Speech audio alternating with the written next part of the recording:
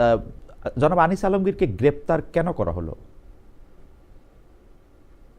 দেখেন, ধন্যবাদ আপনাকে। বিজয় দিবসের জি শুভেচ্ছা। জি। যারা এই অনুষ্ঠান দেখছেন এবং এই নেপথ্যে যারা কাজ করছেন তারা সহ সবাইকে। আমার এখানে দুটি পরিচয়। একটি পরিচয় সরকারের অংশ আমি, আরেকটি পরিচয় আমি একজন সাংবাদিক। সারা জীবন আর কোনো কিছু করি নাই, সাংবাদিকতাই করেছি। তো সেই সাংবাদিকতা করার জায়গা থেকে আপনার প্রশ্নের উত্তরটা আমি দিচ্ছি। সেই সাংবাদিকতা করার জায়গা থেকে আমি সবসময়, মানে, বাক স্বাধীনতা বলেন, কথা বলা বলেন, লেখা বলেন, যা কিছুই বলেন না কেন, এটার পক্ষের মানুষ সব সময়। এমনকি কেউ যদি একটা মিথ্যা কথা বলতে চান, একেবারে সরাসরি বলছি, অসত্য না বলে আমি বলছি, মিথ্যা কথা বলতে চান, সেই মিথ্যা কথা বলার অধিকারটাও থাকা উচিত, যদি না দেশের বিরুদ্ধে খুব বড় কোনো কিছু হয়ে যায়। আমি হচ্ছে সেই জায়গার মানুষ। সারা জীবন ধরে যে খুব ক্ষুদ্র জায়গাতে কাজ করেছি, ক্ষুদ্র একজন সংবাদকর্মী হিসেবে সেটার পক্ষে কাজ করেছি, এবং সেটা বিশ্বাস করে আমি আমার নিজের জীবনযাপন, নিজের কর্মক্ষেত্রে যা করার সেই কাজগুলো করেছি। এখন সেরকম একটা জায়গা থেকে এটা আমার একটি অবস্থান, আরেকটি হচ্ছে সরকারের অবস্থান।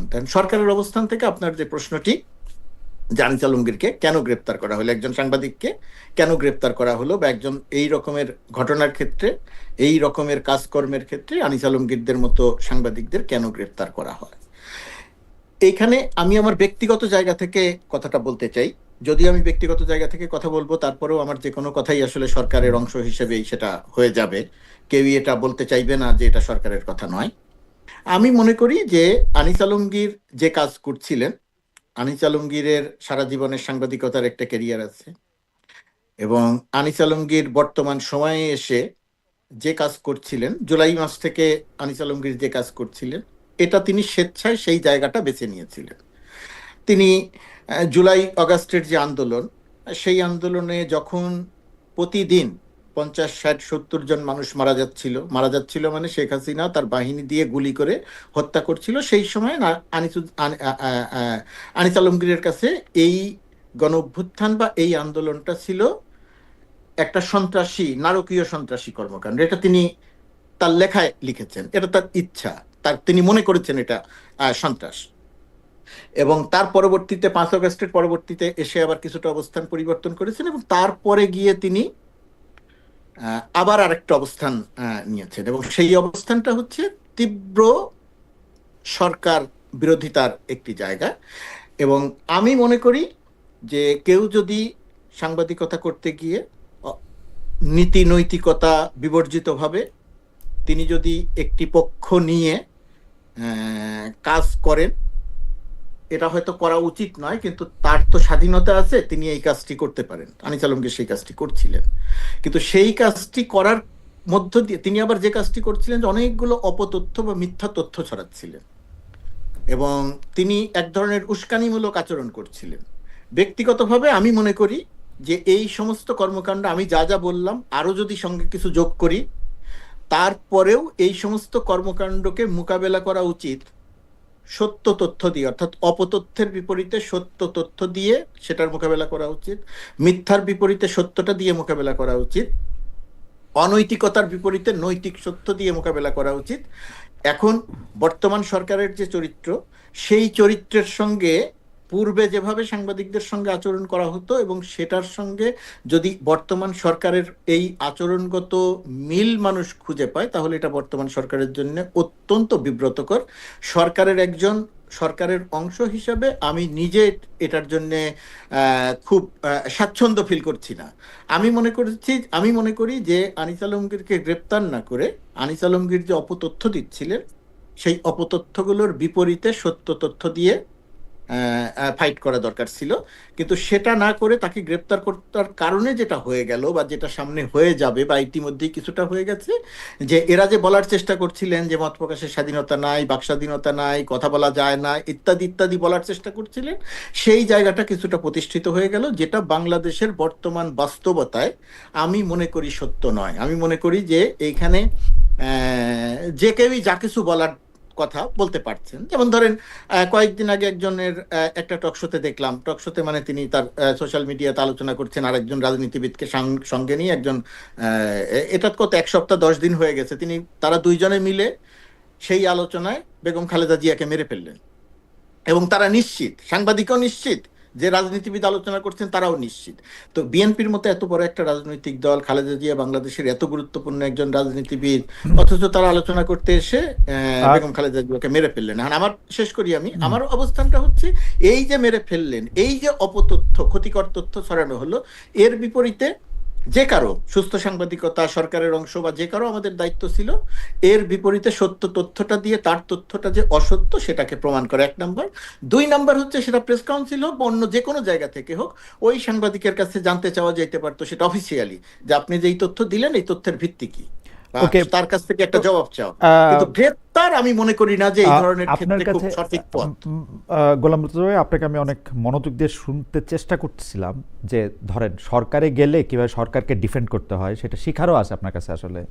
তো এখন ঘটনা হইতেছে যে আপনি যা বললেন, যা বুঝলাম, যে অপতথ্য এবং উস্কানির কারণে তাকে গ্রেপ্তার না করে অপতথ্যের বিরুদ্ধে তথ্য দেওয়া দরকার ছিল, কিন্তু আপনার এই যে বোধ, এই বোধ ডক্টর ইউনূসের কেন নাই, এইটা আমরা একটু আপনার কাছ থেকে আবার শুনবো, যে ডক্টর ইউনূসের বোধ কেন নাই যে অপতথ্যকে তথ্য দিয়ে মোকাবেলা করা যায়, এবং মিথ্যা সংবাদের আয়ু হচ্ছে এই পৃথিবীতে সবচেয়ে কম।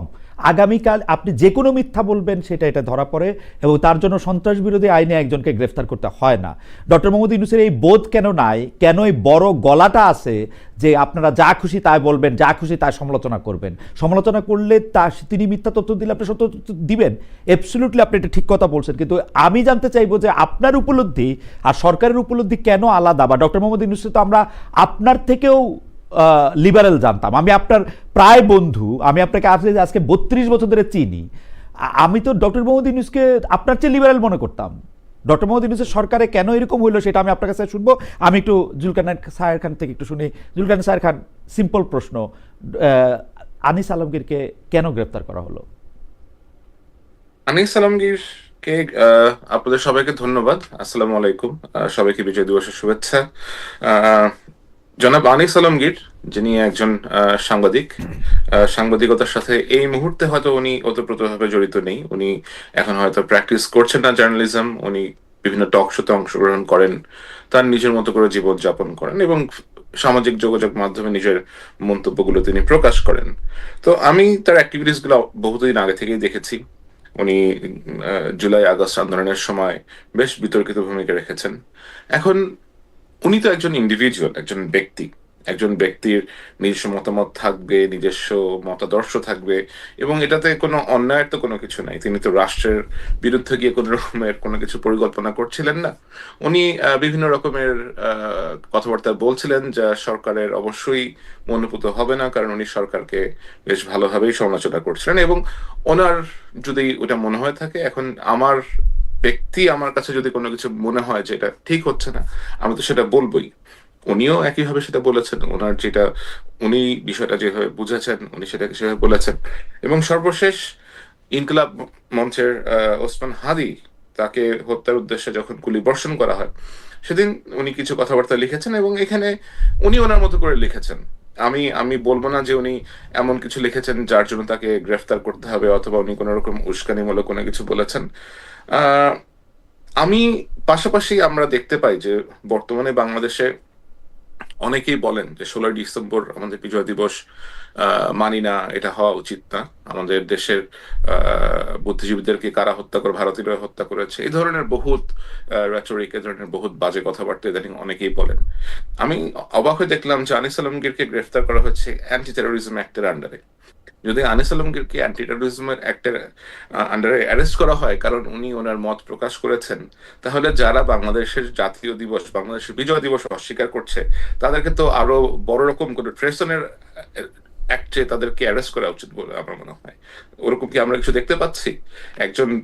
অনেকেই দিনের পর দিন সরকারের পাশে গিয়ে তারা গা ঘেঁষে দাঁড়িয়ে থাকে, তারা বলে যে আমরা বাংলাদেশের বিজয় দিবস 16 ডিসেম্বর মানি না, আমরা বম মেরে ক্যান্টনমেন্ট উড়ায় দিব। সরকার তাদের এগেইনস্টে কি পদক্ষেপ নিয়েছে? কোন পদক্ষেপকে আপনি নিতে দেখেছেন? আমি তো নিজে দেখেছি বাংলাদেশের চিফ প্রসিকিউটর, আইসিটির প্রসিকিউটর তাজুল সাহেবের পাশে দাঁড়িয়ে ফুয়াদ নামে যে লোকটি আছে, সে বলেছে আমরা ক্যান্টনমেন্টে উড়ায় দিব। তো আপনি দেশের কেপিআই, কি পয়েন্ট ইনস্টলেশন উড়িয়ে দিবেন, এই ধৃষ্টতা আপনি বলতে পারেন রাস্তায় এসে? সরকার তো আমরা দেখলাম না কোনো অ্যাকশন নিয়েছে তার বিরুদ্ধে। আপনি কি দেখেছেন কোন অ্যাকশন নিতে? আনিস আলমগীর কি এরকম কোনো কিছু বলেছিলেন কিনা, যে উনি কি বলেছেন যে আমি ইউনুসের এটা উড়ায় দিব অথবা সরকারের এটা উড়ায় দিব, এ ধরনের কথাবার্তা আমরা কিন্তু দেখিনি। উনি টক শোতে গেছেন, কথাবার্তা বলছেন, হ্যাঁ সরকারের সমালোচনা করেছেন। সুতরাং সরকারের এই যে আপনার দ্বিচারিতা বলবো অথবা এই ধরনের একটা আশ্চর্যজনক ব্যবহার, যে একজন ব্যক্তি তার মত প্রকাশ করতেছে সোশ্যাল মিডিয়াতে গিয়ে, আপনি এটাই সহ্য করতে পারছেন না, আবার আরেকজন ব্যক্তি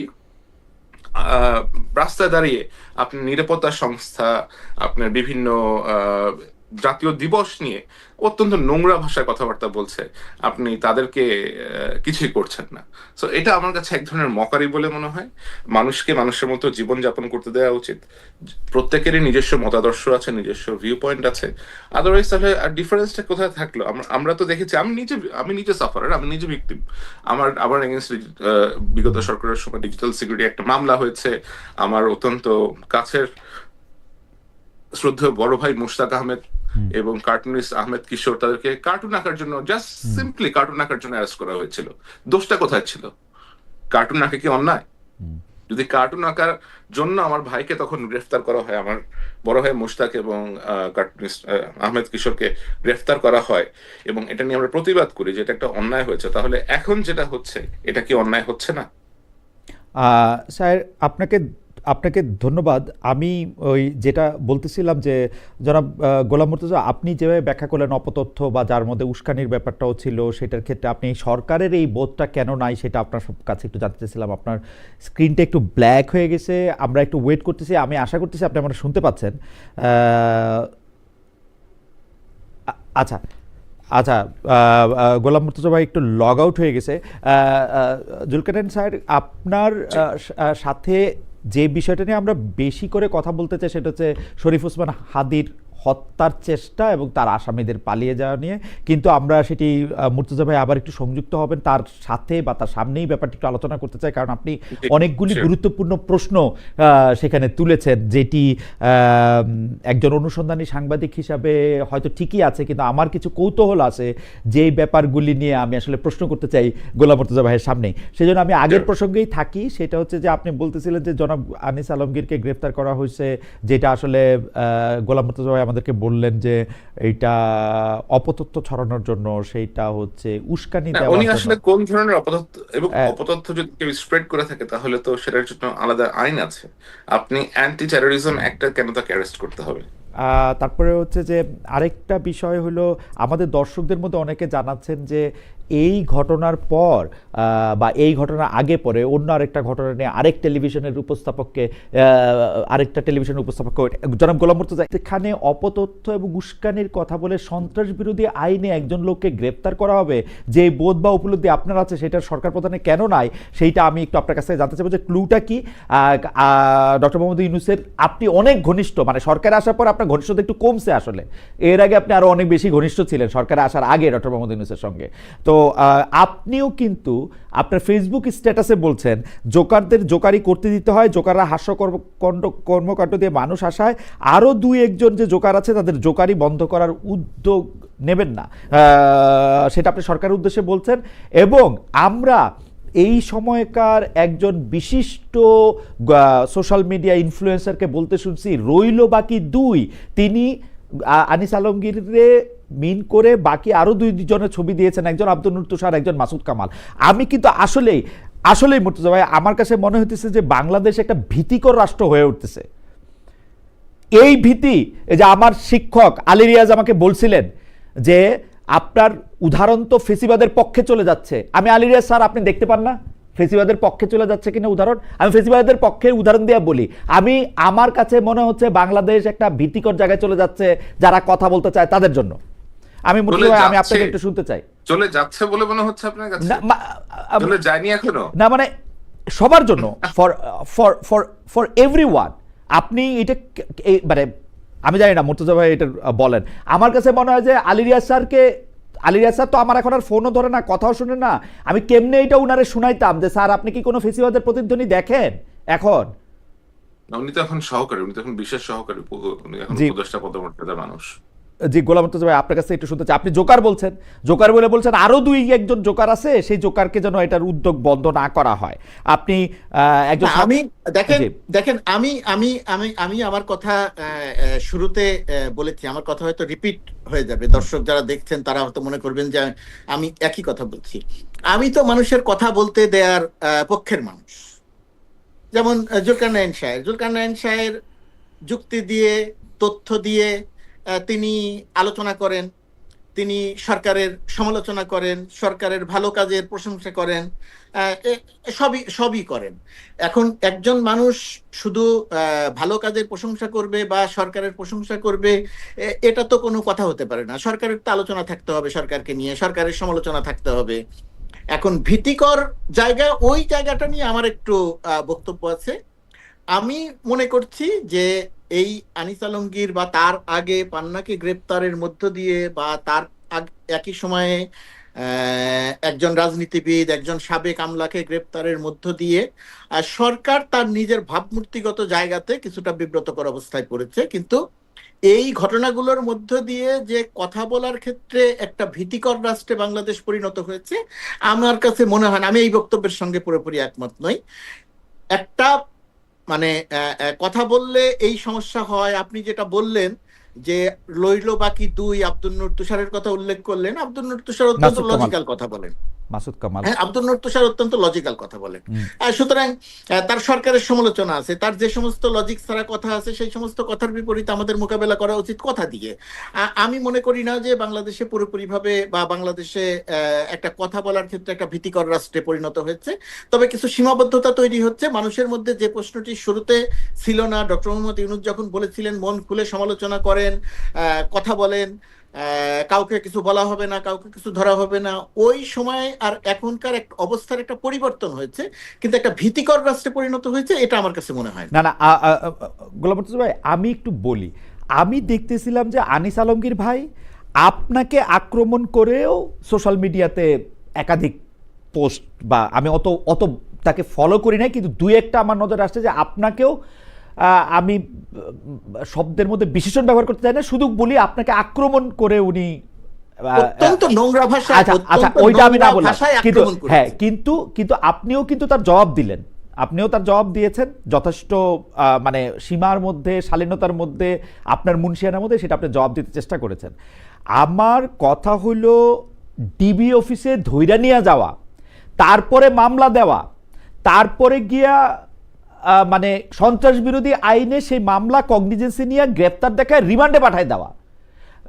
মুর্তজা ভাই আপনার কি কিছু মনে পড়ে যে মানে এই রকম ঘটনা আমরা এর আগে আর কখন শুনছি আর কতবার করে বলছি? না না, আমরা পুরো সময়টাই, আমরা গত 16 বছরের পুরো সময়টি এরকম একটা অবস্থার মধ্য দিয়ে কাটিয়েছি। আপনিও জানেন সেটা, আমরাও জানি। এবং আমরা সারাক্ষণই কথা বলেছি। আপনি দেশের বাইরে অবস্থান করে কথা বলেছেন, শায়ের দেশের বাইরে অবস্থান করে কথা বলেছে, আমরা দেশের ভেতরে থেকে কথা বলেছি, যতটুকু বলতে পেরেছি ততটুকু কথা বলেছি। এবং আমাদের এইখানে আমরা যে তিনজন আছি, তিনজনের কথার মূল সুরটা কিন্তু একই ছিল, যে ভীতিকর অবস্থা তৈরি করা যাবে না, ভয়ের সংস্কৃতি তৈরি করা যাবে না, মানুষকে তুলে নিয়ে যাওয়া যাবে না, এটা ছিল। তো এটার আমরা যখন এই সরকারের এই সময়ে, ধরেন আমি যে সরকারের অংশ, সেই সরকারের সময় একজন সাংবাদিকের বিরুদ্ধে আমি এই গ্রেপ্তারটিকে আমার জন্য অত্যন্ত স্বাচ্ছন্দ্য হতো, আমার জন্য বিব্রতকর হতো না, আমি যদি দেখতাম যে একজন কিছু কাজ করেছেন, সেই কাজটা হয়তো আমি জানি না, আপনি জানেন না, তার বিরুদ্ধে যদি সেটা দৃশ্যমানভাবে অভিযোগগুলো আগে আনা হতো এবং সেই অভিযোগগুলোর পক্ষে যদি তথ্য প্রমাণ দিয়ে বলা হতো যে সে এই ধরনের কাজের সঙ্গে সম্পৃক্ত হয়েছে, এই কারণে তার নামে এই আইনে মামলা হবে, এই কারণে তাকে গ্রেপ্তার করা হবে, তাহলে সেটা যথেষ্ট লজিক্যাল হতো। এখন আমি যদি আগে তাকে ডেকে নিয়ে যাই বা আগে তাকে ধরে নিয়ে যাই, তারপরে যদি অভিযোগটা আনি, তখন এইটা বর্তমান সরকারের যে চরিত্র, ডক্টর মোহাম্মদ ইউনূসের যে সারা পৃথিবীতে তার যে ইমেজ, আপনি শুরুতে আমাকে যেটা বারবার প্রশ্ন করছিলেন, আমি সরাসরি সেই জবাবটা হয়তো সরাসরি দিচ্ছি না, কিন্তু সেটা দেওয়ার চেষ্টা করছি। কিন্তু সেটার সঙ্গে একটার সঙ্গে আরেকটা সাংঘর্ষিক হয়ে যাচ্ছে। আমার ধারণা যে একটা সরকার মানে তো একজন ব্যক্তি নয়, প্রধান তিনি অবশ্যই মূল ব্যক্তি, কিন্তু ভেতরে এই সরকার যেহেতু কোনো রাজনৈতিক সরকার নয়, এই সরকার যেহেতু বিভিন্ন জায়গা থেকে লোকজন এসে তাদেরকে একত্রিত করা হয়েছে, এটার ভেতরে সম্ভবত অনেকগুলা উইং রয়ে গেছে, এবং সেই সমস্ত উইং হয়তো নানা রকমের কর্মকাণ্ড করছে। একটা জায়গা থেকে কোঅর্ডিনেশনের জায়গাটাতে আমার ধারণা যে কোনো সমস্যা হয়তো হচ্ছে, যে কারণে আমরা এই ধরনের একটা সাংঘর্ষিক অবস্থাটা দেখছি। গোলাম মুর্তজা ভাই, আপনাকে ধন্যবাদ। আমি একটু জুলকারনাইন সাহের খানের কাছে পরবর্তী প্রসঙ্গে যেতে চাই, যেটা হচ্ছে শরীফ ওসমান হাদিকে গুলি করে পালিয়ে যাওয়ার কথা আমরা যেটা তার কাছ থেকে জেনেছি, সেইটা নিয়ে আমরা তার সাথে কথা বলবো। তার আগে আমাদের একজন দর্শক সজীব আহমেদ PW1YR অনেকগুলি মেসেজ পাঠিয়েছেন, মানে আমি তার মেসেজটা না পড়ে আর পারলাম না। তিনি লিখেছেন, আমি তাকে কোট করছি, পিনাকিকে আনার সাহস আছে খালেদের? আপনি পারলে উনাকে এনে এসব প্রশ্ন করেন। ডক্টর ভট্টাচার্যকে আমরা অ্যাপ্রোচ করেছিলাম, ডক্টর ভট্টাচার্য আমাদের অনুষ্ঠানে আসতে চাননি আসলে। আমরা একাধিকবার অ্যাপ্রোচ করেছি ওনাকে। জনাব জুলকারনাইন সাহের খান, আমি আপনার কাছে যে প্রশ্ন করতে চাই যে শরীফ ওসমান হাদিকে শুক্রবার দিন সেই গুলি করার পর, যদিও মানে কি বলে জানি ভিন্ন দিকের গোলার্ধে থাকা আমরা মানে আমি ঠিক এটি সময় মতো জানি নাই, কিন্তু তারপর থেকে যখনই জেনেছি পুরোটা রাত ধরে আমি আপনাকে আসলে ফলো করছিলাম যে আপনি প্রথম সিসিটিভি ফুটেজ থেকে শুরু করে তারা আসলে কোন জায়গায় আছেন, কোন জায়গা থেকে পালাতে চেষ্টা করছেন কিনা ক্রমাগতভাবে আপনি স্ট্যাটাস দিয়ে গেছেন। আমার প্রশ্ন, যে তথ্য আপনার কাছে থাকলো সেই তথ্য কি বাংলাদেশের যারা আইন শৃঙ্খলা রক্ষাকারী বাহিনী যারা এটা কাজ করবেন তাদের কাছে ছিল না, নাকি তারা আপনার কাছে তথ্য দিয়েই তারা খালাস হয়েছেন? আমি মুর্তজা ভাই তো খুব সুন্দর বাংলা লেখে, মুর্তজা ভাইয়ের ফেসবুকের স্ট্যাটাস আমার খুব পছন্দ হয়েছে। উনি স্ট্যাটাস দিছে যে পালানোর বিস্তারিত গল্প যারা সরবরাহ করছে তাদের দায়িত্ব ছিল ধরার, কেন ধরতে পারলো না জবাবদিহিতা নিশ্চিত করুন। আপনার মানে আমি শিওর এটা আপনাকে এবং কিছুটা বোধ হয় আমাদের জাওয়াদ নির্ঝরকেও বলেছেন, আমি জানি না, যে পালানোর বিস্তারিত গল্প যারা সরবরাহ করছে তাদের দায়িত্ব ছিল ধরার, মানে তারা আপনাকে গল্প সরবরাহ করছে, তারা ধরছে না। আপনি যদি একটু বলতেন, আমি মনে হয় এখানে এই শায়ের বলার আগে আমি একটু বলি। আমি এখানে গল্প সরবরাহ করছে একজন ব্যক্তির কথা বলছি না। শায়ের তার অসংখ্য সোর্স আছে, সেই সোর্স থেকে তথ্য দিচ্ছে। শুধু এই তথ্যই নয়, আর অনেক তথ্য দেন, যে সমস্ত তথ্য বাংলাদেশের মূলধারার গণমাধ্যম দেয় না বা দিতে পারে না। আমি এখানে বলেছি যাদের ধরার দায়িত্ব ছিল তারা বিভিন্নভাবে গণমাধ্যমকে গল্প সরবরাহ করছে, শুধুমাত্র একজনকে। আমরা একটু সায়েরের ব্যাখ্যা শুনি, আমি লাইনটা আবার পড়ি খান সাহেবের সুবিধার জন্য। পালানোর বিস্তারিত গল্প যারা সরবরাহ করছে তাদের দায়িত্ব ছিল ধরার। সায়ের, আসলে পালানোর বিস্তারিত গল্প এবং এই যে সরবরাহ করার যে বিষয়টা আছে, আমি আপনাকে বেশ মজার একটা কথা বলি। আমাকে গোয়েন্দা সংস্থা থেকে আমাকে তথ্য সরবরাহ করা হয় না। এটা অনেকে মনে করেন যে আমাকে গোয়েন্দা সংস্থা থেকে আমাকে তথ্য সরবরাহ করা হয়, বাট বিষয়টা এমন না। আগে আমার গোয়েন্দা সংস্থাতে প্রচুর সোর্স ছিল, এখনো গোয়েন্দা সংস্থাতে প্রচুর সোর্স আছে, এবং আমার যখন কোথাও কোনো প্রয়োজন হয় কোনো তথ্য জানার জন্য, আমি তাদেরকে রিচ আউট করি, তাদেরকে রিকোয়েস্ট করি যে এই বিষয়ে কোনো ইনফরমেশন জানার সুযোগ আছে কিনা, অথবা তারা যদি মনে করেন যে তারা কোনো কিছু একটা পলিটিক্যাল কারণে করতে পারছেন না, they do share with me sometimes যে হ্যাঁ এটাকে এভাবে করলে হয়তো বেটার হয়। তখন আমি তথ্য পাওয়া মাত্রই যে আমি জাম্প করে বসবো যে তথ্যের উপরে আমাকে অ্যাক্ট করতে হবে, ওইটাও না। নর্মালি কোনো তথ্য পেলে আমাকে ওইটা ভেরিফাই করতে হয়, আমাকে এটা কয়েকটা সোর্সের মাধ্যমে আমাকে এটা যাচাই করতে হয়। তো আমি কোনো তথ্য পেলাম, সেটাকে আমি ভেরিফাই করব না করেই আমি জাম্প করব যে এটাই হচ্ছে কনক্লুশন। ব্যাপারটা এরকম আমি করি না, এটা আমার পক্ষে করা সম্ভব না। এটা হচ্ছে একটা ক্লারিফিকেশন। সেকেন্ড হচ্ছে তাহলে যদি আপনি আমার ইয়াটা একটু বলতেন যে মানে আপনি যে তথ্যগুলি পাইতেছেন সেই তথ্যগুলি কি বাংলাদেশের যাদের ধরার কথা, এইটা দিয়ে আবার আমি যে তথ্যগুলো সেদিন পাচ্ছিলাম, এখন ইউ আন্ডারস্ট্যান্ড আমরা যখন কাজ করি এই ধরনের অনুসন্ধানী সাংবাদিকতা নিয়ে যখন আমরা কাজ করতে হয়, আমাদেরকে বিভিন্ন ধরনের মানুষের সাথে পরিচয় রাখতে হয়, বিভিন্ন ধরনের লোকজনের সাথে আমাদের পরিচয় থাকে। এই লোকদের মধ্যে কেউ হয়তো হতে পারে পুলিশের অফিসার, কেউ হয়তো হতে পারে আপনার আন্ডারওয়ার্ল্ডের সাথে রিলেটেড এরকম কোনো লোকজন, কেউ হয়তো হতে পারে আপনার কোনো অন্য কোনো পলিটিক্যাল পার্টির লোকজন, কেউ হয়তো সরকারের ভেতরের কোনো লোকজন, নট নেসেসারিলি যে ইন্টেলিজেন্সের লোকজন অথবা সিকিউরিটি ফোর্সের লোকজনই দিচ্ছে। এখন হয়তো এখানে এমন লোকজন আছেন যাদের পক্ষে এই তথ্যের ভিত্তিতে অ্যাক্ট করা সম্ভব হচ্ছে না, এবং আমার জন্য এই ছেলেটাকে চিনতে সময় লেগেছে কমপক্ষে হলো 4 থেকে 5 ঘন্টা। এবং এই তথ্য আমার কাছে বিভিন্ন মাধ্যমে আসছিল, ধরেন তার বন্ধুরা কেউ আসছিল, তার সাথে পড়াশোনা করেছে এরকম কেউ আসছিল। এই ছেলে আপনার বেসিসের মেম্বার ছিল, সে মোস্তফা জব্বার যিনি ছিল তার কাছ থেকে পুরস্কার নিয়েছে, এবং ওই যে আইটি সোসাইটি আপনার বেসিসের যে একটা সোসাইটি আছে, ওই সোসাইটির ভেতরের লোকজন আমাকে রিচ আউট করেছে যে আমরা এই ছেলেটাকে চিনতে পারতেছি, এই ছেলেটা হচ্ছে এই এটা। স্যার আপনি কিছু মনে করলে এটা আপনার একটা কথা বলি, আপনি তো একজন মানুষ, বাংলাদেশের ডজন খানেক গোয়েন্দা সংস্থা আছে যাদের এই কাজগুলি রুটিন অনুযায়ী করার কথা। মানে জুমার নামাজের পরে উনি ব্যাটারি চালিত রিক্সা করে উনি যাচ্ছেন, একটা মোটরসাইকেলে করে ওনাকে গুলি করে দেওয়া হচ্ছে, সেইটা সিসিটিভির ফুটেজে দেখা যাচ্ছে।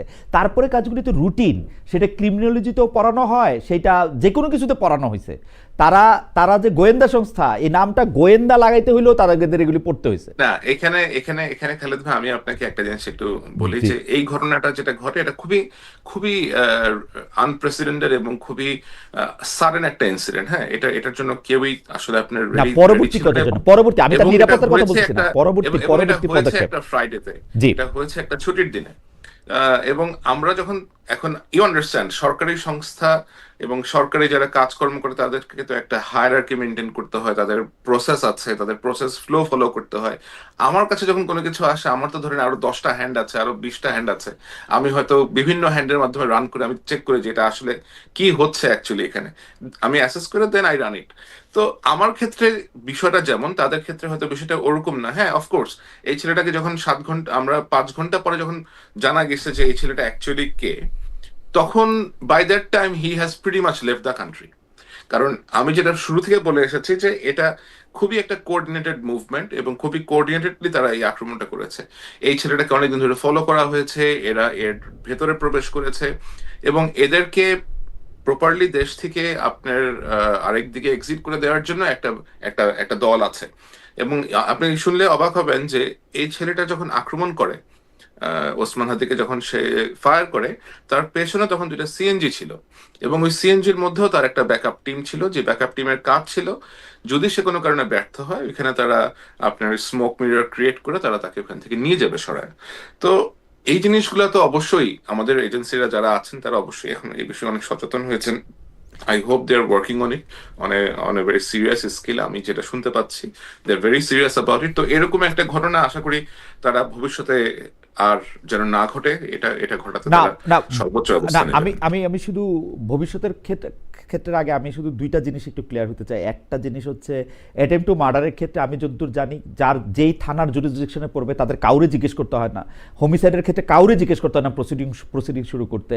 এবং শুক্র, শনিবার, ঈদের দিন, পূজার দিন, এর কোনো কিছু আসলে যারা কোনো একটা হত্যা বা হত্যা প্রচেষ্টার ক্ষেত্রে যারা দায়িত্বে থাকেন তাদের ক্ষেত্রে এটার কোনো এক্সকিউজ নাই।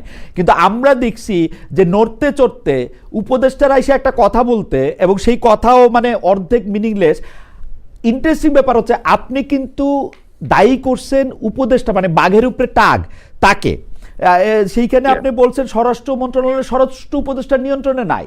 মানে অ্যাপারেন্টলি আমরা রিভেন উইঙ্কেলের নাম কাইটা ডক্টর মোহাম্মদ ইউনূস লিখতে দেখবো আসলে, সত্যি কথা, যিনি ঘুমায় থাকেন এবং যিনি কিছু চোখে দেখেন না। কারণ হচ্ছে আপনি লিখতেছেন এখানে আমি আপনাকে একটা জিনিস বলি খালেদ ভাই, এখানে আমাকে একটু সময় দেন, আমি আপনাকে একটু বুঝিয়ে বলি। যেটা বেসিক্যালি হয়েছে, যেটা আমি কালকেও একটা জায়গা থেকে বলছিলাম, যে সরকারের ভেতরে কিছু সরকার মুর্তজা ভাই যেমন বলছিলেন যে এখানে অনেকগুলা উইং আছে, অনেকগুলো ইন্টারেস্ট পার্টি আছে এটার ভিতরে। এটা খুবই সত্যি কথা যে সরকারের ভেতরে যেহেতু বিভিন্ন জায়গা থেকে সমন্বয় করে লোকজন এখানে এনে জড়ো করে একটা সরকার পরিচালনার অবস্থা করা হয়েছে, এখানে বিভিন্ন মতের বিভিন্ন আদর্শের লোকজন এখানে আছেন, এবং এর মধ্যে এমন কিছু লোকজন আছেন যারা হয়তো কোনো মতাদর্শের না, তারা তাদেরকে জাস্ট নেয়াই হয়েছে সামনে আপনার কুমিরের বাচ্চার মতো প্রেজেন্ট করার জন্য। এরকম 3 থেকে 4 জন উপদেষ্টা আছেন, এবং আপনি দেখবেন যে পৃথিবীর যত কিছু হয় যে সরকারের হয়তো একটা চেয়ার ভেঙে গেছে, ওই উপদেষ্টার দোষ।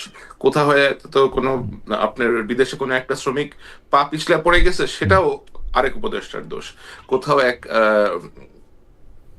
যাত্রা পালানে কোথাও কোনো কিছু একটা হচ্ছে, সেটাও হচ্ছে আরেক উপদেষ্টার দোষ।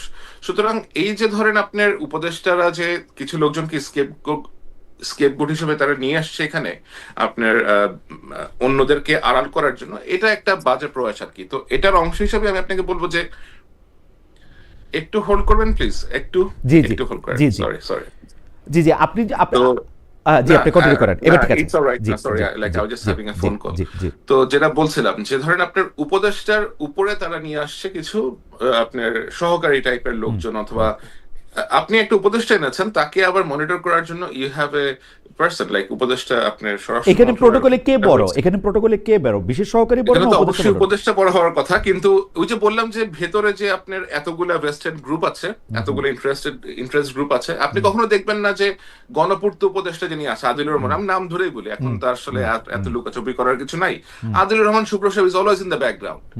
জুনিয়র যত ঘোষ যত দোষ আসিফ নজরুলের, জুনিয়র যত দোষ মোস্তফা সরোয়ার ফারুকীর, জুনিয়র যত রকমের অপকর্মের দোষ ওই আপনার স্টুডেন্ট অ্যাডভাইজার মাহফুজের। পেছনে যারা নিজেদেরকে এমন এমন মিনিস্ট্রিতে রেখেছেন যে সামনে আসতে হয় না, গণপূর্ত মন্ত্রণালয়, শিক্ষা, তারপরে আবার আপনার পাওয়ারে আছে একটা, এই লোকগুলা তারা যা করেছে এটা আমার মনে হয় তারা খুব ভালো করে জানেন যে তারা কি কি করেছেন সরকারের ভিতরে থেকে, এবং এখনো তাদের কারা কি কোথায় কি কি কি করে চলেছেন।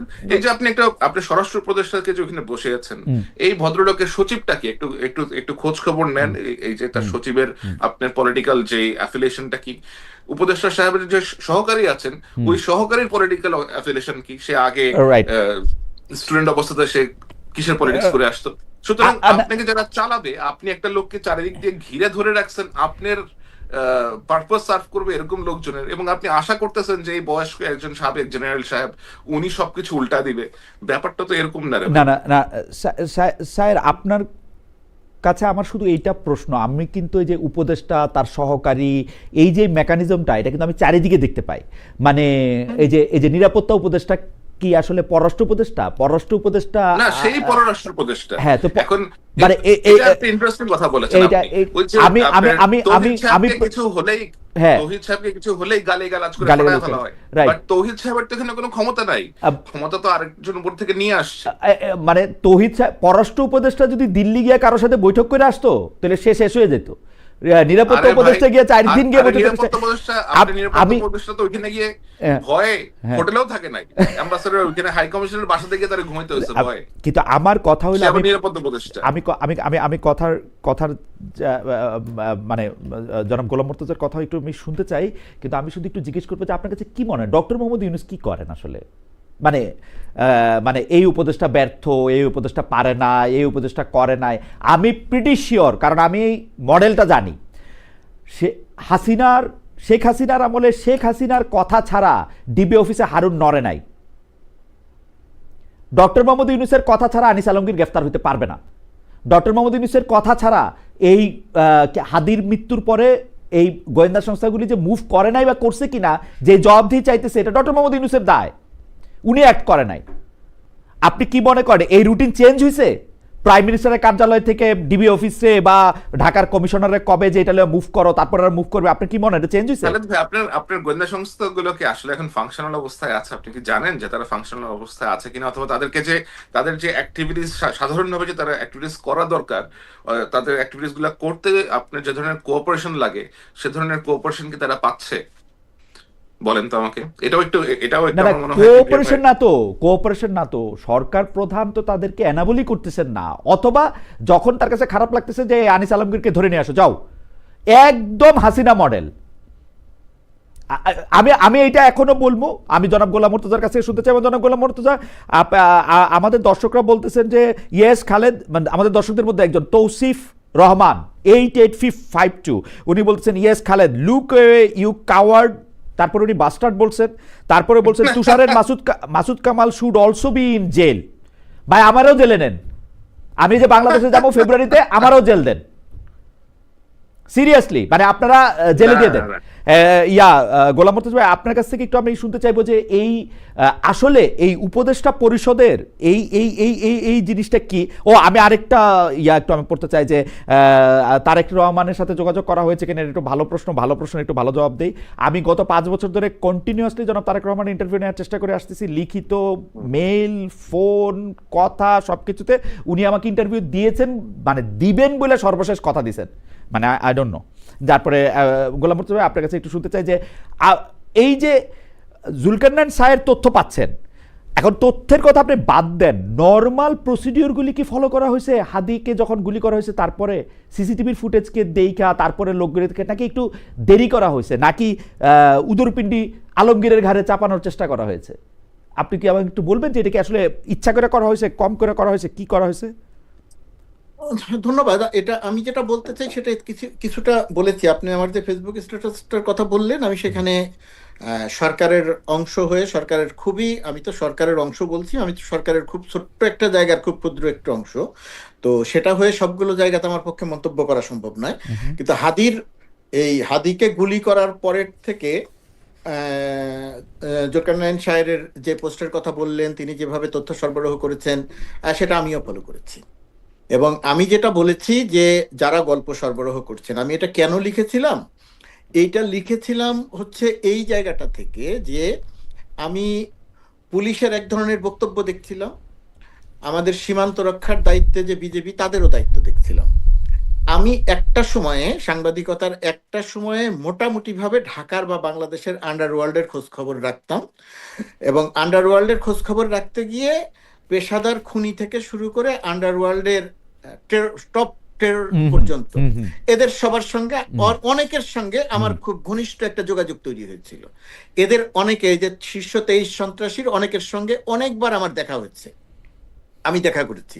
সেই দেখাগুলো এখন যখন চিন্তা করতে যাই, যে সমস্ত পরিবেশে দেখা করেছি, এখন হইলে হয়তো আমি আর সেই পরিবেশে দেখা করতে যেতাম না। তখন হয়তো বয়স কম ছিল, রিস্কের ব্যাপারগুলো তখন চিন্তা করি নাই, কোথায় কোন গ্যারেজের মধ্যে চলে গেছি কেউ জানতো না, কিছু জানতো না, এইভাবে তাদের ঘটনাগুলো আমি দেখেছি। এখন এই যে এই হাদির উপরে ঘটনার পরে আমি যে বক্তব্যগুলো লক্ষ্য করলাম, সেই বক্তব্যগুলো ওই সময় আমি লক্ষ্য করতাম যে একটা টিম ধরতে অভিযান চালাতে গেছে, অভিযান চালাতে গিয়ে অনেক দূর পর্যন্ত গেল, এখান থেকে ওখানে গেল, ওখান থেকে ওখানে গেল, তারপরে একজন সোর্স খুঁজে বের করলো, সোর্স খুঁজে বের করলে তার বাড়িতে গেল, ঘেরাও করলো, ঘেরাও করতে গিয়ে শেষ পর্যন্ত আর কালা জাহাঙ্গীরকে পেল না। কেন পেল না? ঠিক তার 5 মিনিট আগে কালা জাহাঙ্গীর সেখান থেকে চলে গেছে। এই যে গল্প, এই গল্পটা আমি এই হাদির গুলি করার পরেও আরেকবার শুনলাম। এই ধরনের গল্প আমার কাছে মনে হলো যে আমরা এখনো সেই পুরনো গল্পের মধ্যে আটকে আছি। ধরেন যে পুরনো গল্পের মধ্যে, শেষ করি খালেদ, আচ্ছা আমি ভুলে যাব, সরি আপনি শেষ করুন।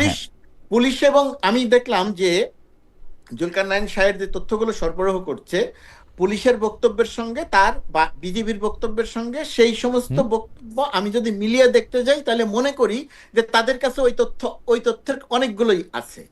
মানে পুলিশের সঙ্গে বিজেপির কথা হচ্ছিল, বিজেপি পুলিশকে সহায়তা করছিল, পুলিশ বিজেপিকে সহায়তা করছিল, এই রুট দিয়ে যেতে পালাতে পারে সেই বিষয়ে একটা সতর্কতা ছিল। কিন্তু বিজেপি শনাক্ত করলো এই 2 জন মানব পাচারকারী। তখন আমার প্রশ্নটা হচ্ছে, এই যে গল্পগুলো আমরা বছরের পর বছর ধরে শুনে আসছি, এখন 2 জন মানব পাচারকারী ওই অঞ্চলে আছে, তো 2 জন মানব পাচারকারীর বাড়িতে গিয়ে ঘেরাও করলেন 5 মিনিট আগে কেন, আর 5 মিনিট পরে কেন, আর 5 মিনিট আগে গেলেন না কেন? এই যে ওই 2 জন মানব পাচারকারী আছে, তো সেটা যদি শনাক্তই করা হয়, সেটা যদি মনেই করা হয়, এটা তো বিজেপি তখন জানতো না, বিজেপি তো বহু আগে থেকেই জানতো। তো তাহলে তাদেরকে এই হাদিকে গুলি করার আর পরে যখন থেকে স্বাভাবিকভাবে ধারণা করার কথা যে এই অপরাধীরা সীমান্ত পার হয়ে চলে যেতে পারে, তো তখন থেকেই কেন তাদেরকে নজরদারির মধ্যে আনা হলো না? কিন্তু যেহেতু আমরা এই যে গল্পগুলো দেখছি, এই গল্পগুলোকে আমি মনে করছি যে এই গল্পগুলোকে গণমাধ্যমকে সরবরাহ করা হচ্ছে এবং অমুকের সহযোগীকে ধরা হচ্ছে, অমুককে ধরা হচ্ছে, এইগুলো আমার কাছে খুব গুরুত্বপূর্ণ ঘটনা মনে হচ্ছে না, আমি সরকারের ভেতরের অংশ হওয়া সত্ত্বেও। মুর্তজা ভাই, আমি জুলকারনাইন সাহের খানকে যে প্রশ্নটা করছিলাম সেই প্রশ্নটা হচ্ছে যে আমি তথ্য নিয়ে না, কিন্তু আমি প্রসিডিউরটা শুরু করার ক্ষেত্রে যে আপনি জানছেন এখন হাদি কিন্তু খুব অপরিচিত একজন না, হাদি খুবই পরিচিত একজন, তার মুখ চেনা, তাকে যে গুলি করে তাকে হত্যার অ্যাটেম্প নেওয়া হয়েছে সেইটাও খুব দ্রুত জানা গেছে।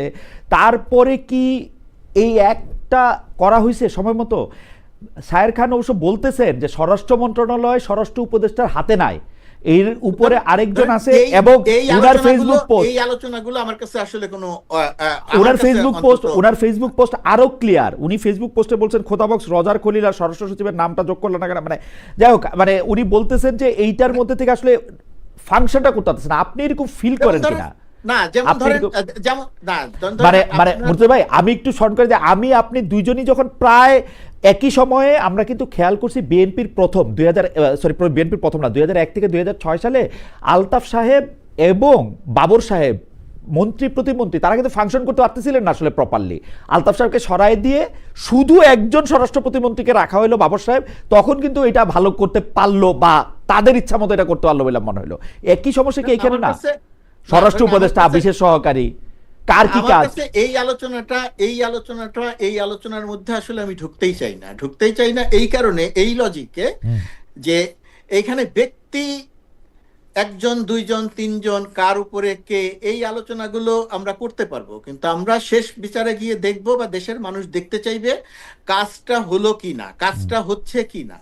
তা এখন পর্যন্ত যে কাজের কথা বলছি, শুরু করাটা ধীর গতিতে, শুরু করার সময়ে অতি দ্রুত করলাম কিনা, আমরা যদি অতি দ্রুতই শুরু করতাম তাহলে আমার ধারণা যে ওই সীমান্ত পার হয়ে এরা চলে যেতে পারতো না। আপনি অতি দ্রুত যদি আমরা শুরু করতাম বা যথাসময়ে যদি আমরা শুরু করতাম, নিঃসন্দেহে এখানে আমাদের একটা দুর্বলতা আছে, কিন্তু ওই আলোচনাগুলো আমি আসলে ঢুকতে চাই না যে কে কার উপরে। এখানে যে যার উপরে হোক, দায় শেষ পর্যন্ত গিয়ে সরকার তার উপরে গিয়ে পড়ে। মুর্তজা ভাই, আপনিও সরকারে আছেন, আমি আসলে জাস্ট এটা জানতে চাই এইটা কি ডিফাইন করা আছে কার কোথায় দায়িত্ব? অর্থাৎ আমি প্রশ্নটা করি যে স্বরাষ্ট্র উপদেষ্টার দায়িত্ব হচ্ছে একটু, স্বরাষ্ট্র মন্ত্রণালয়ের দায়িত্বপ্রাপ্ত প্রধান উপদেষ্টার বিশেষ সহকারী দায়িত্ব, এটা কি ভাগ করা আছে? ডেফিনেটলি এটা ভাগ করা আছে। এখন প্রশ্ন মানে ক্লিয়ারলি ডিফাইন্ড, ওভারল্যাপিং নাই। এখন প্রশ্ন হচ্ছে ডেফিনেটলি ভাগ করা আছে, যার যার দায়িত্বের কথা তারা জানেন। এখন কে কোনটা করতে পারেন, কে কোনটা করতে পারেন না, সেটা ভেতরে যারা আছেন তারা বলতে পারবেন, এটা আমার অবস্থান থেকে সেটা বলা সম্ভব নয়। ওকে, আমি পরবর্তী প্রসঙ্গে যাইতে চাই। যদি জুলকারনাইন স্যার এই প্রসঙ্গে যদি কোনো মন্তব্য করার থাকে আপনি ছোট করে একটু মন্তব্য করতে পারেন, নাহলে আমি একটু পরবর্তী প্রসঙ্গে যাই। আচ্ছা, পরবর্তী প্রসঙ্গটা হচ্ছে আজকে বিজয় দিবস বলেই শুধু না, ডিসেম্বর মাস আসলে নানা ধরনের আলাপ আলোচনা আমরা শুনি, কিন্তু এইবারের ডিসেম্বর মাসটা অনেকখানি আলাদা। আপনি নিজেও উল্লেখ করছেন, আমি গতকালে আপনার একটা অনুষ্ঠানে দেখতে পাইলাম যে চট্টগ্রাম বিশ্ববিদ্যালয় সহ দেশের বিভিন্ন বিশ্ববিদ্যালয়ে আমরা মুক্তিযুদ্ধের ইতিহাসকে নিয়ে একটা নতুন ইতিহাস সৃষ্টি, শহীদ বুদ্ধিজীবী দিবসটার সময় আমরা এটা শুনছি যে বুদ্ধিজীবীদের মারছে হচ্ছে কারা, এইটা নিয়ে ভারতরা, ছাত্রদের আন্দোলন সংগ্রাম, পাকিস্তানের পতাকা গিয়ে এখানে আইকে আসবে, সেই জন্য আবার কতজন এটার মধ্যে, এটা বিএনপির কেন্দ্রীয় নেতা তারেক রহমান, মির্জা ফখরুল ইসলাম আলমগীর সহ অনেকেই বারবার জামায়াতের একাত্তরের ভূমিকা স্মরণ করে দিতে চাইতেছেন, কিন্তু সেই ক্ষেত্রে আমার আপত্তি আছে। এই জামায়াতের সঙ্গে এতদিন মিলামেলা রাজনীতি বিএনপিই করছে আসলে, তো কিন্তু আমরা আসলে কোথায় যাব? মানে আমাদেরকে যেগুলি গিলতে হইতেছে, গিলাটা কি পরিমাণ আপনি আমাদের দেখেন। এই যে আমি এই কথা বলতেছি, তখন আমাদেরকে একজন দর্শক, ওনার নাম তো বুঝে না, তবু একটু বলি, সারোয়ার MD-X7H, খালেক মহিউদ্দিন, তোমাকে বারবার বলতেছি ভারতের কোনো ব্যাপারে দালালি করবে না, বাংলাদেশে দেশপ্রেমিক সাংবাদিক হিসেবে যদি থাকতে চাও তাহলে ভালো। মানে মানে মানে মানে এই যে এই ইউনূস সরকার আসার পরে স্বাধীনতার বয়ানটা চেঞ্জ হলো কেমন, আমি জিনিসটা বুঝলাম না। আমি আপনাকে এই যে আপনি বললেন যে আপনার বিভিন্ন ভাবে তারা উল্টাপাল্টা মন্তব্য করছে, আপনার সাথে কথা বলতে বলতে আই রিসিভড আ টেক্সট যেখানে চট্টগ্রাম মহানগর জামায়াতের আমির মোহাম্মদ নজরুল ইসলাম মন্তব্য করেছেন, মুজিব বাহিনীর গণহত্যার জবাবেই পাকিস্তানি সেনাবাহিনী 25শে মার্চ ক্র্যাকডাউন চালায়, দৈনিক ইত্তেফাকের সংবাদ।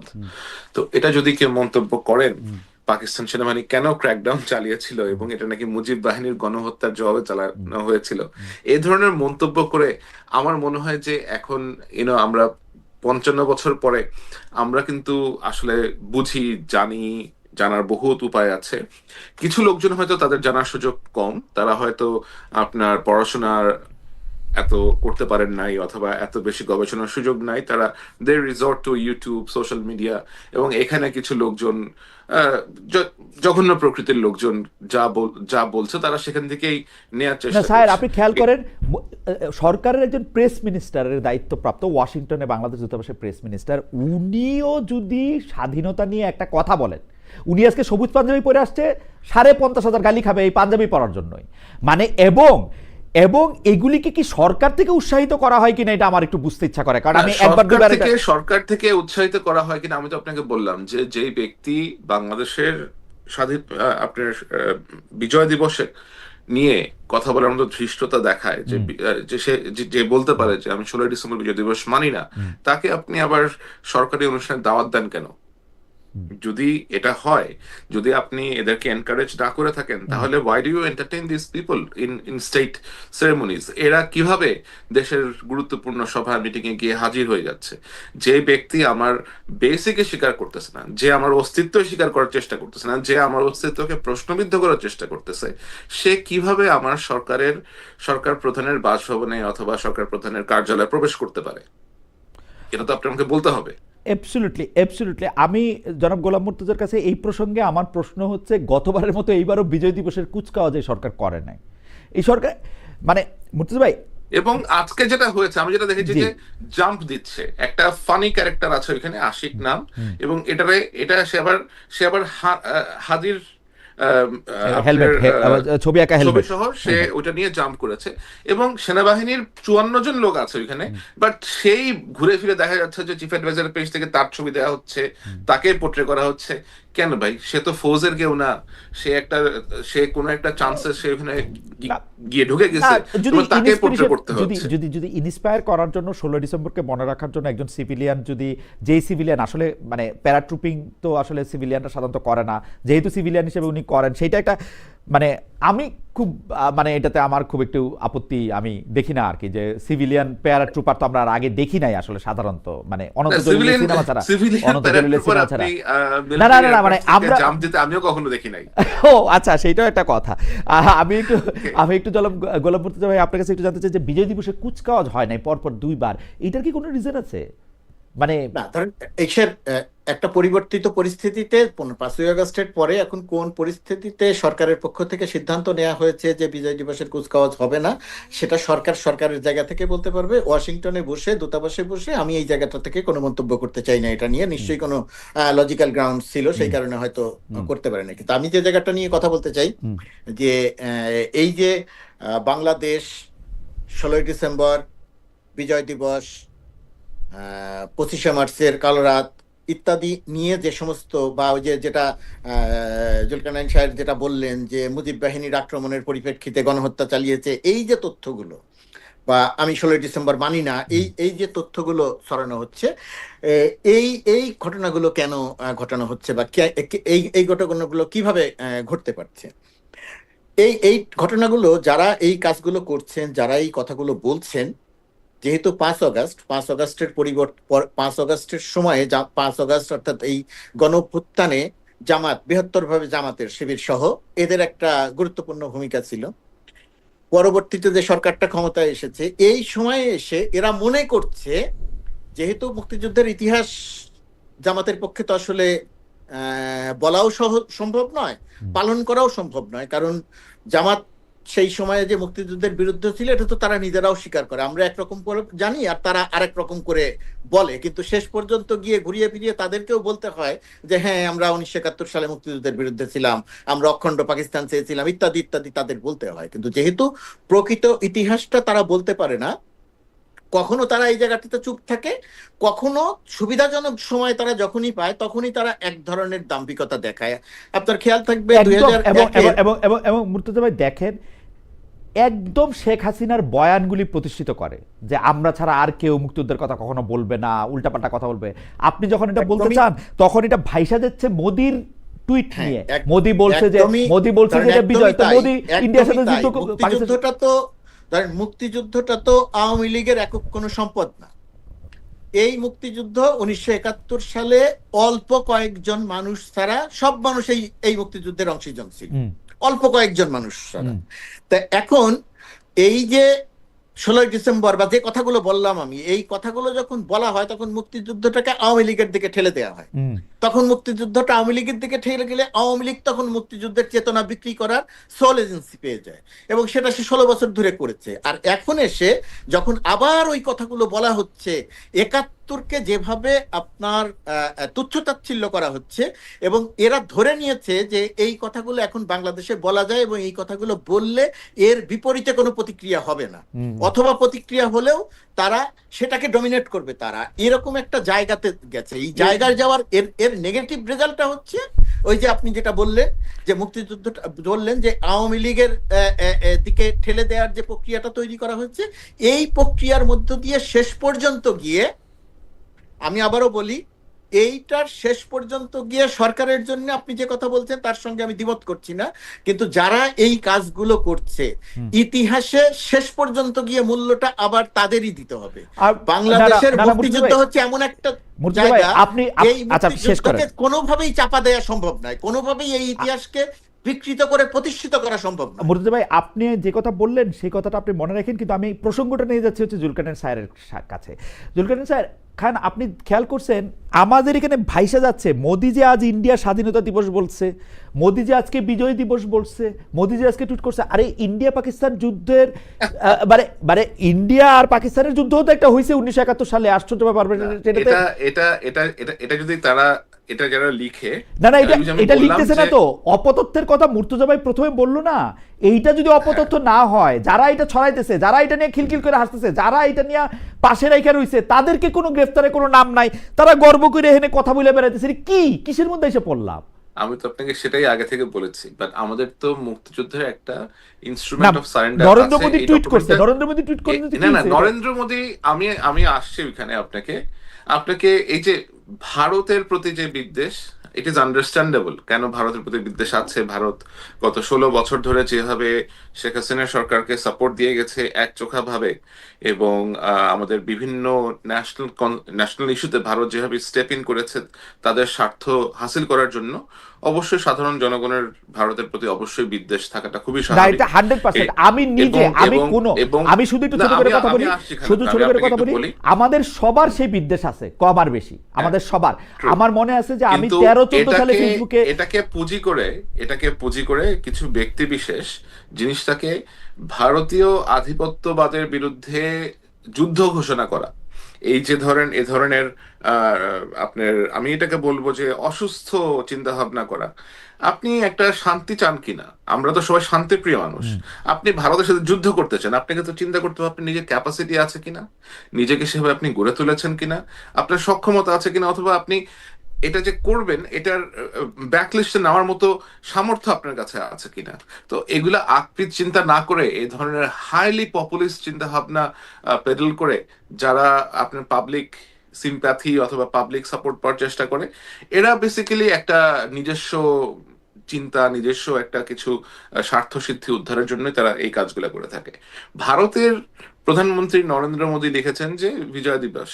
এখন আমাদের যে ইনস্ট্রুমেন্ট অফ সারেন্ডার যেখানে লেখা আছে, ওইখানে খুব স্পষ্ট করে লেখা আছে যে আমরা কবে কোন প্রেক্ষিতে কার কাছে পাকিস্তান সেনারা আত্মসমর্পণ করেছিল। পাকিস্তানের সেনারা একটা রেগুলার সেনাবাহিনীর কাছে আত্মসমর্পণ করেছিল, দ্যাট ওয়াজ ইন্ডিয়ান আর্মি, যারা আমাদেরকে সাহায্যের জন্য দেশের ভিতরে প্রবেশ করেছিল। They had to give them guarantee that you will be treated as per the Geneva convention. এই জেনেভা কনভেনশনটা আপনাকে এনশিওর করতে হবে যে এদের এত 91,000 ট্রুপস, এই 91,000 ট্রুপস যদি পাবলিকের ছেড়ে দেওয়া হতো, পিটায় মেরে ফেলতো ওদের অনেককে। এবং এগুলা তো বেশ কয়েকদিন ধরে এগুলো নিয়ে কথাবার্তা হচ্ছিল। 14 ডিসেম্বর থেকে 13 ডিসেম্বর থেকে জানা যাচ্ছিল যে বাংলাদেশের অনেক ক্ষেত্রে যে পাকিস্তান আর্মি আর অপারেট করতে পারছে না, দে উইল সারেন্ডার। তখন থেকে আলাপ আলোচনা চলছিল যে কিভাবে কার কাছে সারেন্ডার করবে, কোথায় সারেন্ডার করবে, এগুলা already they have decided that. এবং পাকিস্তানের কাছে তো পাকিস্তান গিয়ে ইন্ডিয়ার কাছে আত্মসমর্পণ করেছে, বাংলাদেশের কাছে আত্মসমর্পণ করেছে। তো এটা পার্শিয়ালি ইন্ডিয়া তাদের ক্রেডিট নিচ্ছে। তো তাদের ক্রেডিট যদি তারা নেয়, এটা কি আপনি মানা করতে পারবেন? না, আপনি আমাদের ক্রেডিট তো ইন্ডিয়ার ক্রেডিট একটা জিনিস, ইন্ডিয়া পাকিস্তানের সাথে যুদ্ধে তো আসলে অংশগ্রহণ করছে, মানে না, 1971 যুদ্ধে সালে তারা অংশগ্রহণ করেছে, যুদ্ধে আমরাও এবং জিতেছি, সেইটা আমরা আমাদের যুদ্ধে জিতেছি, আমরা আমাদের যুদ্ধটা আমাদের দিচ্ছি, liberation আমরা war এ আমাদের জিতেছি। যুদ্ধটা দিচ্ছি। এই যে আপনি আমরা ভারতীয় আমাদের যুদ্ধটা আমরা জিতেছি। স্যার, এই যে আপনি ভারতীয় আধিপত্যবাদের কথা বলেন না, আমি আর গোলাম মুর্তুজা কিন্তু সাক্ষী। যখন এই সরকারের কেউ ভারতে গ্যাস রপ্তানি করে দিতে চাইছিল, তখন আমরা তেল গ্যাস বিদ্যুৎ বন্দর রক্ষা কমিটি করছি, আমি আর উনি পাশাপাশি ইয়ার মেম্বার, এবং আমরা আমি জানি, রাস্তায় আমি দাঁড়াইয়া জানি। দিনের পর দিন দাঁড়াইয়া আমরা কিন্তু সেই গ্যাস রপ্তানি বন্ধ করছি। কারা সেই গ্যাস রপ্তানি? আমি জানি। এখন মুর্তজা ভাই, এই ভারতীয় আধিপত্যবাদটা কি, মানে স্বাধীনতার কথার সাথে ভারতীয় আধিপত্যবাদ, ভারতীয় বিজয় দিবস, এই বিজয় দিবস মানি না, আর অনেক সহমত শব্দ, এই দেখেন, যে- আপনি যা বলছেন আর জুলকারনাইন সাহেব যে কথাগুলো বলেছেন, ওই কথাগুলোর পরে খুব বেশি কিছু যোগ করার নাই। এক নাম্বার কথা হচ্ছে, এই যে ভারত বিদ্বেষী একটা মনোভাব, এই ভারত বিদ্বেষী মনোভাবটা গত 16 বছরে সবসময় কম বেশি ছিল। গত 16 বছরের মধ্যে গত 10 বছর যদি আপনি ধরেন, আওয়ামী লীগের 16 বছরের 10 বছর, এই 10 বছর একটা তীব্র জায়গা ধারণ করেছে। যেভাবে সীমান্তে গুলি করে মানুষ হত্যা করা হয়েছে, যেভাবে ভোটারবিহীন রাতের নির্বাচনগুলোকে যেভাবে সাপোর্ট দেয়া হয়েছে, যেভাবে বাংলাদেশে তাদের পররাষ্ট্র সচিব এসে আরেকজন রাজনৈতিক নেতাকে নির্বাচনে অংশ নিতে বলেছে, যে কাজগুলো করেছে, যে কথাগুলো করেছে, এই সমস্ত সবকিছু মিলিয়ে একটা বর্তমান সময়ে এসে একটা তীব্র আবার এর মধ্যে এই যে আওয়ামী লীগের লোকজন হাসিনা সহ সবাই পালিয়ে ভারত চলে গেছে, এবং সেখানে গিয়ে পালিয়ে গিয়ে শেখ হাসিনা প্রতিদিনই মানুষ হত্যা করতে চাইছেন, শেখ হাসিনা প্রতিদিনই বাংলাদেশে একটা যুদ্ধ তৈরি করতে চাইছেন। এই যে ঘটনাগুলো ঘটছে, এই ঘটনার পরিপ্রেক্ষিতে বাংলাদেশ একটা ভারত বিদ্বেষী মনোভাবের একটা উর্বর ভূমিতে পরিণত হয়ে আছে। সেরকম একটা জায়গাতে যখন নরেন্দ্র মোদী, ভারতের প্রধানমন্ত্রী, একটি টুইট করেন এক্সে, তখন তিনি লেখেন ভারত পাকিস্তান যুদ্ধ, এবং সেই যুদ্ধে পাকিস্তানকে পরাজিত করার যে কাহিনীটা তিনি লেখেন, ঘটনাটি লেখেন, আমরা আমাদের মতো করে কথা বলতে পারি, কিন্তু এটাকে কেন্দ্র করে আমরা এখন না এইখানে না যা মুর্তজা ভাই, করছি, আমরা ইন্টারেস্টিং বলতে- ব্যাপার, ইন্টারেস্টিং ব্যাপার। পাকিস্তানের পাঠ্য বইয়ে 71 সালের 16 ডিসেম্বরের ভাষণটা কি, ওরা কার কাছে হারছে? পাকিস্তানের ভাষণটা কি? আমি আসছি ভারতীয় ওই ভাষণ আর জায়গাতে। পাকিস্তানি ভাষণটা আমরা কি করব? না খালেদ, জি। পাকিস্তানিরা কার কাছে হারছে ওই ভার্সনটা আমার কাছে গুরুত্বপূর্ণ নয়। আমার জি। কাছে গুরুত্বপূর্ণ হচ্ছে আমাদের ভার্সনটা কি, এক নাম্বার। দুই নাম্বার হচ্ছে আসলে ঘটনাটা কি ঘটেছিল। বাংলাদেশ পাকিস্তানের সঙ্গে যুদ্ধ করেছিল, ভারত সেই যুদ্ধে আমাদেরকে সহায়তা করেছিল। যুদ্ধের একটা পর্যায়ে এসে ভারত পাকিস্তান যুদ্ধ করেছে। বাংলাদেশের এই ফ্রন্টটা ছাড়াও আরো দুটি ফ্রন্টে ভারতের সঙ্গে যুদ্ধ হয়েছে পাকিস্তানের। 3টি ফ্রন্টে পাকিস্তানের যুদ্ধ হয়েছে। বাংলাদেশের তো যুদ্ধ করেছে একটা ফ্রন্ট, একটা জায়গাতে। বাংলাদেশের ভেতরে থেকে, পূর্ব পাকিস্তান তার ভূমিতে থেকে পাকিস্তানিদের সঙ্গে যুদ্ধ করেছে। আর ভারত তার ভারতের থেকে এসে বাংলাদেশের একটা ফ্রন্ট, আরো 2টা ফ্রন্টে যুদ্ধ করে পাকিস্তানকে পরাজিত করেছে। ডেফিনেটলি আমাদের যুদ্ধে আমরাই পাকিস্তানকে পরাজিত করেছি, ভারত আমাদের সহায়তা করেছে। এই ইতিহাস আমাদের, এর বাইরে কোনো ইতিহাস নাই। এই ইতিহাস নিয়েই আমাদের থাকতে হবে। ভারত পাকিস্তানকে পরাজিত করেছে, কোনো সন্দেহ নাই। ভারত এই কৃতিত্ব নেবেই, নরেন্দ্র মোদী এই কৃতিত্ব নেবেই। সেটা নিয়ে আমার কথা থাকলে আমি কথা বলবো, কিন্তু সেটা নিয়ে আমি হা হা হি হি কান্নাকাটি এইগুলো করার কোনো মানে হয় না। আমি আমার ইতিহাস নিয়ে থাকবো। মুর্তজা ভাই, আমার প্রশ্নটা হচ্ছে মুক্তিযুদ্ধকে, বিজয়কে, 71কে ভারতের বা আওয়ামী লীগের সম্পত্তি কেন মনে করা হইতেছে? কেন মনে করা হইতেছে মুক্তিযুদ্ধকে আঘাত করলে আওয়ামী লীগ আঘাত পাবে? মানে ওইটা তো সাংঘাতিক আওয়ামী লীগের ফিরে আসার জায়গা। এটা মনে করার যথেষ্ট কারণ আছে, এটা মনে করার যথেষ্ট কারণ আছে। কারণ আওয়ামী লীগ গত কয়েকটা বছর, গত 15-16 বছর সিচুয়েশনটা এমন করেছে যে তারা মুক্তিযুদ্ধকে ওয়েপনাইজ করেছে তাদের পলিটিক্যাল, তারা মুক্তিযুদ্ধ বিক্রি করছে, খারাপ কাজ করছে। আপনি যেই কারণে যে চালে কাকর মেশাইছে তারে খারাপ কইতে গিয়ে আপনি চাইল খারাপ করবেন না, সেটা অবশ্যই না। সেটা এখন এটা যারা করছে, এই কাজটা যারা করছে তারা অবশ্যই একটা উদ্দেশ্য নিয়ে করছে। বাট এই যে একটা বিশাল সংখ্যক মানুষজনের আপনার মনের মধ্যে আওয়ামী লীগ এবং মুক্তিযুদ্ধ সমার্থক একটা বিষয় পরিণত হয়েছিল, এবং এটা আওয়ামী লীগরাই করেছিল। আওয়ামী লীগের যেই আপনার লিডারশিপ ছিল, তারাই বিষয়টাকে এমন করে ব্লেন্ড করেছে, এমন করে তারা একটা লোকজনের সাইকেলের মধ্যে আপনার প্রবেশ করানোর চেষ্টা করেছে যে মানুষজন আওয়ামী লীগ এবং মুক্তিযুদ্ধ একটার পরিপূরক হয়ে গিয়েছে। আওয়ামী লীগ কখনোই স্বীকার করে নাই যে বাংলাদেশের সাধারণ লোকজনের, আওয়ামী লীগ তো আমাদের কাছ থেকে মুক্তিযুদ্ধ ছিনতাই করছে। আওয়ামী লীগ আমাদের তো কাছ থেকে আওয়ামী লীগ তো আমাদের কাছ থেকে মুক্তিযুদ্ধ ছিনতাই করছে, হ্যাঁ, আমাদের মুক্তিযুদ্ধের কাছ পর থেকে প্রত্যেকটা ছিনতাই কেন করেছে? আমাদের কাছ থেকে ছিনতাইটা কেন করেছে? আমাদের কাছ থেকে ছিনতাই করেছে মুক্তিযুদ্ধকে পুঁজি করে আওয়ামী লীগ এই দেশে এক ধরনের দখলদারিত্ব কায়েম করার জন্য মুক্তিযুদ্ধটাকে এখন পুঁজি আমরা করেছে। আওয়ামী লীগের কাছ থেকে Exactly. মুক্তিযুদ্ধকে রক্ষা এক করছি, নাম্বার। এখন আমরা আওয়ামী হ্যাঁ, লীগের কাছ আমরা থেকে রক্ষা মুক্তিযুদ্ধকে করছি। রক্ষা করছি। আমরা রক্ষা করে যেটা করছি, হ্যাঁ। এখন আমাদের ভেতরের অতি ক্ষুদ্র একটা অংশ, আমি আবারও বলছি, অতি ক্ষুদ্র একটা অংশ এই ধরনের লম্ফজম্প করছে। সেই লম্ফজম্পে মুক্তিযুদ্ধকে অপমান এবং অসম্মান করা হচ্ছে, সেটা খুবই ক্ষুদ্র একটা অংশ। এখন আপনার যে প্রশ্ন, সেই জায়গাটার উত্তরটা জানা দরকার যে এরা কি করে এটা করতে পারছে, সরকার ফু দিচ্ছে এটাকে কিনা, কেন অ্যালাউ সরকার ফু করা দিচ্ছে হচ্ছে। কিনা, সরকার ফু দিচ্ছে হ্যাঁ। কিনা, এটা হচ্ছে আমার প্রশ্ন। সরকার ফু সরকার দিচ্ছে না, কিন্তু সরকার রিয়াক্ট করছে না। হয়তো সরকার ফু দিচ্ছে, আমি সেটা মনে করি না। তাহলে কিন্তু তো সরকার রিয়াক্ট করা উচিত। ওই react যে আমি করছে। বললাম যে যে লোক বলতে পারে যে 16ই ডিসেম্বর বাংলাদেশের বিজয় দিবস, এটা আমি মানি না, সে তাহলে রাষ্ট্রীয় কোনো অতিথিশালায় অথবা রাষ্ট্রীয় না, কোনো অবশ্যই ফাংশনে অবশ্যই সেখানে তাদেরকে ইনভাইটেড হচ্ছে। অবশ্যই তাদেরকে উৎসাহিত করা হচ্ছে। জনাব গোলাম মুর্তজা ভাই তার জায়গা থেকে এটা বলছে যে ধরেন রিয়েক্ট আমার করতেছে জন্য, না। আমি ধরেন আমি আপনি কিভাবে দেব, ধরেন ডক্টর ইউনূসের যদি আপনি দেখেন, ডক্টর ইউনূস 1971 সাল মুক্তিযুদ্ধের পুরো সময়টাতে যুক্তরাষ্ট্রে অবস্থান করেছেন। সেই আমাদের সাবেক অর্থমন্ত্রী আওয়ামী লীগের আবুল মাল আব্দুল মুহিত সহ এইখানে তারা খুব গুরুত্বপূর্ণ রোল প্লে করেছেন মুক্তিযুদ্ধের পক্ষে, খুবই গুরুত্বপূর্ণ রোল প্লে করেছেন। তারপরে যুদ্ধ বিধ্বস্ত বাংলাদেশে ফিরে গেছেন। ওই ইতিহাস যদি আপনি খোঁজ করতে যান, তাহলে দেখবেন অত্যন্ত গৌরবের ইতিহাস। এখন সেই রকম একজন মানুষ সরকার, সেই রকম একজন মানুষের যে সরকার, সেই সরকারের একজন মানুষ হিসেবে আমি অত্যন্ত গর্বিত। কিন্তু সেই সময় যখন ক্ষুদ্র একটা অংশ যখন মুক্তিযুদ্ধকে তুচ্ছ তাচ্ছিল্য করে, 71কে তুচ্ছ তাচ্ছিল্য করে, 16ই ডিসেম্বরকে তুচ্ছ তাচ্ছিল্য করে, সেটার জন্য আমি খুব ব্যথিত হই। মানে ব্যথিত হই কেন? ব্যথিত হই যেহেতু আমি এই সরকারের অংশ, সেই কারণে আমি একটু মার্জিত ভাষায় বলছি, অন্য কোনো শব্দ ব্যবহার করতে পারছি না বলে। অ্যাবসলিউটলি ঠিক আছে। আমরা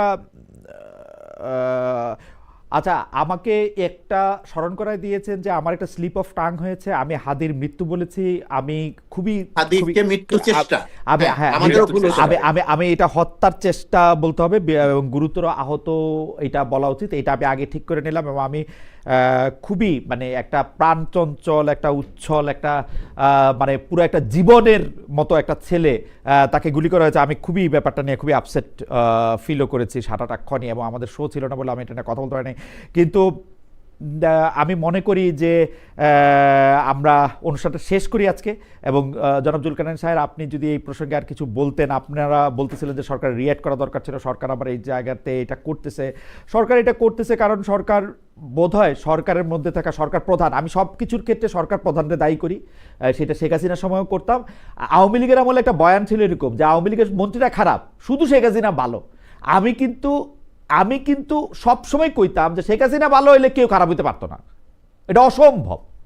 এবং আমি ডক্টর মোহাম্মদ ইউনূসের ক্ষেত্রে এটা মনে করি, তার উপদেষ্টা পরিষদের যেই ঝামেলা আপনি দেখেন সাহেব, আমি মনে করি ইউনূস সাহেবের মধ্যে ঝামেলা না থাকলে উপদেষ্টা পরিষদের ঝামেলা থাকার কথা না।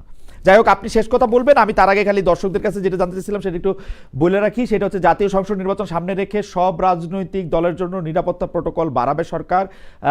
প্রিয় দর্শক, পুলিশ এভাবে নিরাপত্তা নিশ্চিত করতে পারবে বলে মনে করেন কিনা? 22,000 দর্শক ভোট দিয়েছেন, এর মধ্যে 18% মনে করেন পারবে, 82% মনে করেন যে পারবে না। জুলকারনাইন স্যার, আপনি যদি নিরাপত্তা প্রসঙ্গে শেষ যাওয়ার আগে আমি শুধু এখানে একটা কথা একটু বলতে চাই। প্লিজ। আমি এই আব্দুল হাদি, এই আমাদের হাদি অত্যন্ত প্রিয় মানুষ। আমি তাকে গুলি করার পরে আমি স্বরাষ্ট্র উপদেষ্টার একটা বক্তব্য দেখেছিলাম, এবং সরকারের ভেতরে এই কথাটা যেখানে বলা দরকার আমি নিজে বলেছিলাম। আজকে যেহেতু আপনার অনুষ্ঠানে সুযোগ পেয়েছি, আরেকবার একটু বলি। আমি উপদেষ্টার মুখে বলতে শুনেছিলাম যে যাদের বৈধ অস্ত্রের লাইসেন্স ছিল, যারা জমা দিয়েছেন, তাদের অস্ত্রের লাইসেন্স ফেরত দেওয়ার চিন্তা করছে সরকার, এবং নতুন যারা অস্ত্রের লাইসেন্স চাইবে তাদেরকেও লাইসেন্স দেয়া হবে। এইখানে আমি সরকারের ভেতরেও বলার চেষ্টা করেছি, এই অনুষ্ঠানের মধ্য দিয়েও বলার চেষ্টা করি, সত্যি সত্যি যদি স্বরাষ্ট্র মন্ত্রণালয়, আমাদের সরকারের এই স্বরাষ্ট্র মন্ত্রণালয় যদি এরকম সিদ্ধান্ত নেয়, তাহলে আরেকটা ডিজাস্টার হওয়ার সম্ভাবনা আছে। আমি আমার ক্ষুদ্র বিবেচনা থেকে বুঝি। আরেকটি টকশোর উপাদান এটা প্রথমত কথা, এই মুহূর্তের প্রধানতম দায়িত্ব হচ্ছে বৈধ অবৈধ যত অস্ত্র এখনো যদি বাইরে থেকে থাকে, সকল অস্ত্র নিজেদের হেফাজতে নেয়া, এবং আইন শৃঙ্খলা রক্ষাকারী বাহিনী, সেনাবাহিনীকে আমি এর মধ্যে অংশ মনে করছি, দিয়ে আইন শৃঙ্খলা পরিস্থিতির উন্নতিতে ভূমিকা রাখা।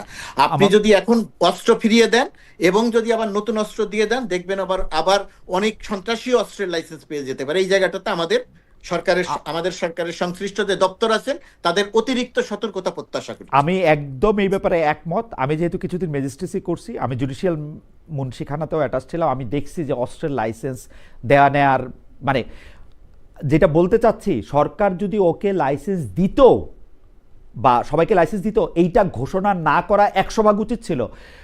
দুই রকম কারণে, অনেকের কাছে অস্ত্র যাবে এবং যারা সেই নিরাপত্তা বা সেই লাইসেন্স নিবে না তারা পড়বে হচ্ছে ঝুঁকির মুখে। এটা খুবই সাংঘাতিক একটা খারাপ কাজ হয়েছে এই ঘোষণাটা দেওয়া। এবং স্বরাষ্ট্র উপদেষ্টা, মানে মাই গড, আপনি স্বরাষ্ট্র উপদেষ্টা, আপনি যদি আমার কথা শোনেন প্লিজ আপনি এক্ষণ পদত্যাগ করেন। যাই হোক, এই আমি একটু জনাব জুলকারনাইন সাহের খানি আজকে অনুষ্ঠানটা জি, শেষ করতে। থ্যাংক ইউ খালেদ ভাই। আমি এক্স্যাক্টলি মুর্তজা ভাই যেটা বলতেছি, লাইক একটু আগে বললেন, আমি এই বিষয়ে বলতে যাচ্ছিলাম যে এখন নতুন নিয়ম করে, আমি গতকালকে দেখলাম যে নাসিমুল গনি সাহেব স্বাক্ষরিত একটা নতুন প্রজ্ঞাপন এসেছে, নতুন এই যে কোন কোন রাজনৈতিক ব্যক্তিত্বকে অস্ত্র দেওয়া যাবে, কোন বিশেষ ব্যক্তিদেরকে অস্ত্র দেওয়া যেতে পারে, এই ধরনের একটা নতুন নীতিমালা তারা গতকালকে, বোধহয় গত 15ই ডিসেম্বর এটা আপনার প্রণয়ন করা হয়েছে, and it has been issued. তো এখন অস্ত্র ইস্যুর লাইসেন্স ইস্যু করার সময়টা এখন না। এখন আপনাদের আসলেও এই অস্ত্র যাদের কাছে আছে, বৈধ অবৈধ যাই আছে, বরং এগুলা সব অ্যারেস্ট করে এগুলাকে আপনাদের কাছে ফেরত নিয়ে আসা উচিত। এবং পাশাপাশি যারা বিভিন্ন বিশিষ্ট রাজনৈতিক ব্যক্তিত্ব আছেন, যাদের উপরে এ ধরনের আক্রমণের সম্ভাবনা আছে বলে প্রতীয়মান হয়, তাদেরকে যথেষ্ট রকমের নিরাপত্তা দেওয়ার চেষ্টা করুন। পাশাপাশি যারা বিভিন্ন রাজনৈতিক দলের সাথে সংশ্লিষ্ট আছেন এবং আপনার গণসংযোগ করতে মাঠে ঘাটে যাবেন, আপনারা চেষ্টা করেন অ্যাজ লং অ্যাজ পসিবল যেন কোনো কভার্ড কোনো মাধ্যমে চলাচল করার জন্য। কারণ যে গোষ্ঠী দেশের ভিতরে ঢুকেছে, এরা এটা এটা আসলে বেশ মারাত্মক। এরা বিশেষ উদ্দেশ্য নিয়েই ঢুকেছে। এবং এতে আপনার আশেপাশে যারা আছে, সার্কেলে যারা আছে, নজর রাখুন যে এখানে অপরিচিত মুখ দেখা যায় কিনা, হঠাৎ করে কেউ এসে আপনার ভিতরে প্রবেশ করার চেষ্টা করছে কিনা। এ ধরনের আপনার পারিপার্শ্বিক যে অবস্থা আছে, আপনি নিজের আশেপাশে 1-2 স্তরের একটা বলয় গড়ে তুলুন, যেন আপনি জানতে পারেন আপনার ক্লোজেস্ট যারা ট্রাস্টেড লোকজন আছে তারা যেন আপনাকে অ্যাটলিস্ট জানাতে পারে যে এরকম অ্যাবনর্মাল কোনো কিছু তারা আশেপাশে দেখছেন কিনা। আমার মনে হয় আমি এই নিরাপত্তা টিপসটাই হয়তো এখন দেয়া জরুরি। তো আমি এতটুকুই বলতে পারি খালেদ ভাই। আমি অনুষ্ঠান শেষ করবো। জুলকারনাইন সাহের খান, আপনাকে অনেক ধন্যবাদ। কিন্তু আমি একজন দর্শক, মামুন হোসেন 2475, উনি একটি প্রশ্ন করেছেন, খালেদ ভাই আপনি ভারতের গ্যাস দেওয়ার বিরুদ্ধে আন্দোলন করলেন, কিন্তু জুলাই আন্দোলনের সময় আপনাকে নাকি জার্মানিতে একটা প্রতিবাদ সমাবেশে যেতে বললো, কিন্তু আপনি গেলেন না, এত প্রেম আপনার। আমি জবাবটা দেই, এটা 26শে জুলাই 2024 ঘটনা। 26শে 2024 আমি ডয়েচে ভেলেতে একটি টক শো করেছি, এর সামনে দিয়ে গিয়েছি, তখন ওর মধ্যে কয়েকজন দাঁড়িয়ে এটা প্রতিবাদ করেছিল। আমি বলেছি যে এটা আমি এখানে দাঁড়াতে পারবো না, এটা আমি বলেছি। আমার যেটা কাজ সেটা আমি করেছি। 26শে জুলাইয়ের টক শোটা আপনারা দেখলেও দেখতে পারেন, আপনাদের ইচ্ছা। এবং এই যে এইখানে খালেদ আমি একটু এই জায়গাতে যোগ করি, দর্শক যারা আছেন তারা হয়তো ভালো প্রত্যাশার জায়গা থেকে কথাটা বলেন, তাদের উদ্দেশ্যে বলি, ধরেন আমরা যারা ধরেন আপনি যেটা তেল গ্যাস বিদ্যুৎ বন্দর রক্ষা কমিটি বললেন, তেল গ্যাস বিদ্যুৎ বন্দর রক্ষা কমিটির পক্ষ হয়ে বা তারা যে কাজ করেছে সেই কাজের সঙ্গে সম্পৃক্ত হয়ে আমি আর আপনি কাজ করেছি, এরকম বহু মানুষ কাজ করেছে, অসংখ্য। হ্যাঁ, কিন্তু আমি কোনোদিন তেল গ্যাস বিদ্যুৎ বন্দর রক্ষা কমিটির কোনো সমাবেশে শাহবাগে গিয়ে মানববন্ধনে বা কোনো সমাবেশে গিয়ে দাঁড়াই না। আমাদের পক্ষে সম্ভব, সাংবাদিক হিসেবে আমি সেটা দাঁড়াতে পারি না, কিন্তু আমি তাদের রাউন্ড টেবিলে গেছি, তাদের আলোচনা অনুষ্ঠানে গেছি। ঠিক আছে, ওই যেমন জুলাই আগস্টের কথা যদি বলেন, আমি জুলাই আগস্টের আন্দোলনের পুরো সময়টা ঢাকায় থেকেছি, কিন্তু আমি কোনো মিছিলে যাই নাই।